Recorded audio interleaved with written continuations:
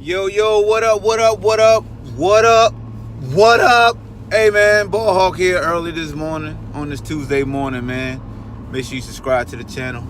Make sure you go to sthujuice.com, purchase you a Shut the Hell Up Juice shirt, Shut the Hell Up Juice gear. Hey, so today,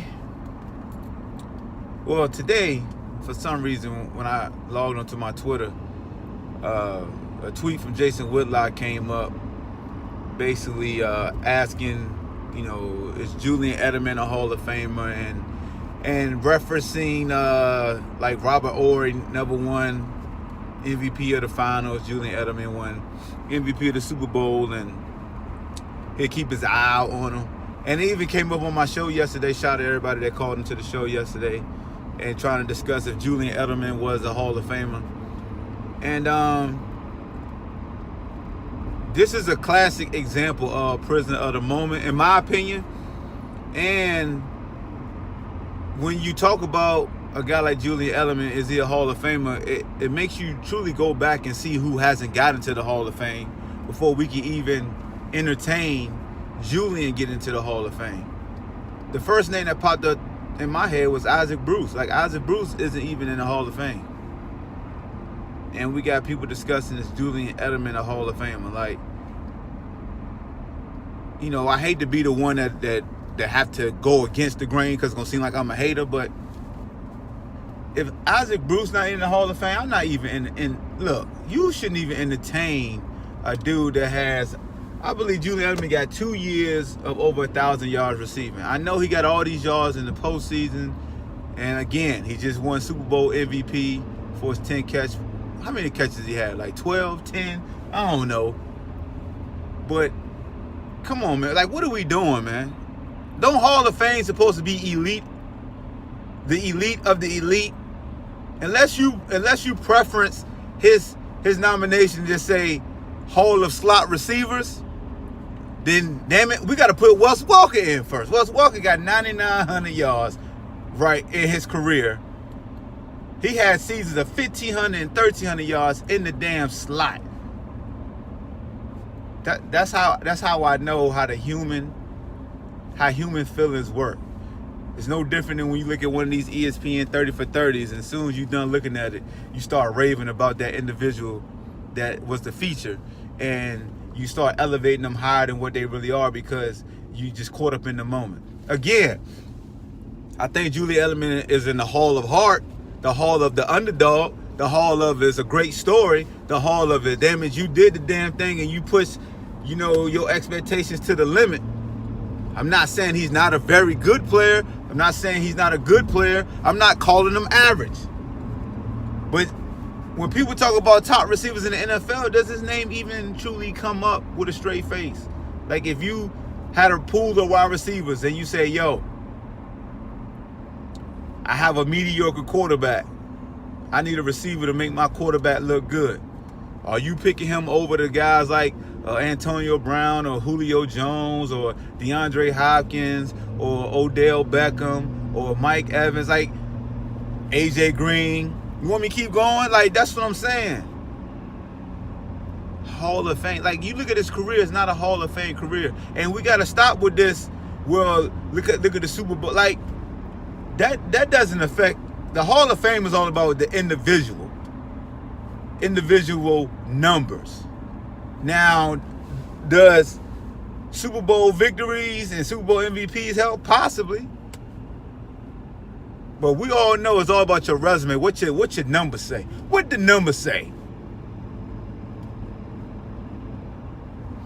And he's just not a Hall of Famer to me, man. And I know I'm gonna get a lot of people saying I'm hating, and it's not hate. Like, how come when somebody go against the grain they hating? It's just an opinion, and I'm giving you data behind my opinion. Lynn Swann is in. His numbers are mediocre at best. I don't know if it's even Hall or good. But back then his numbers were very good. The game has changed, and that's another thing that's hurting Julian Edelman. The game is going to continue to evolve even more. So when you look at a guy like Dante, not Dante, but you look at a guy like Starworth and Lynn Swann and the receivers back then, the game was more running the football, smash mouth, and he had Terry Bradshaw throwing to him. But we all understood, like you can see and look at Lynn Swann and know Lynn Swann was that dude when you talk about back then. This is no different than when I be joking Troy Aikman, is he a Hall of Famer? If you look at the numbers, if you put their numbers in today's context, there's a lot of those quarterbacks that wouldn't be in the Hall of Fame. I tell you T like this, if Julian Edelman is considered for the Hall of Fame, we're going to put a dude like Michael Vick in the Hall of Fame. Because somebody told me impact. They was like, Julian Edelman and his impact. Well, we putting my dog Michael Vick in the Hall of Fame without a shadow of a doubt if we talking about impact on games and what it does. Put a dude like Randall Cunningham in the Hall of Fame if we're gonna do that. Well, Aver tell him we ain't gonna do that though. We ain't gonna do that though. So of course, guys in the Hall of Fame right now, when you look at numbers, we got to put it in the context of when they were playing the game because, yeah, their numbers are going to stack up. And that's what's making it harder for a guy. And a guy like Isaac Bruce, his stats still standing the test of time. And he's still not in. Well, a guy like Hines Ward, will he get in? Is he, does he have consideration? Will somebody say Julian Edelman should get in before Hines Ward? Talk to me, people. You know me, man. I like to drive conversation. Are we prisoners of the moment right now?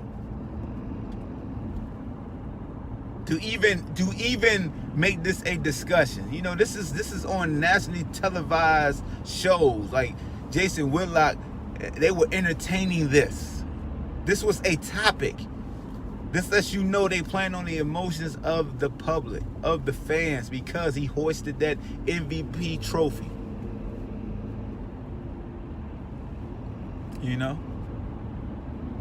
Hey man, and the sidebar, does the fact that how many Super Bowl MVPs did Joe Montana? Did Jerry Rice ever win the MVP over Joe Montana, a Super Bowl MVP? He probably did, but I don't know. But how many MVPs did Tom Brady not? It was just 2. So Deion Branch won the Super Bowl MVP.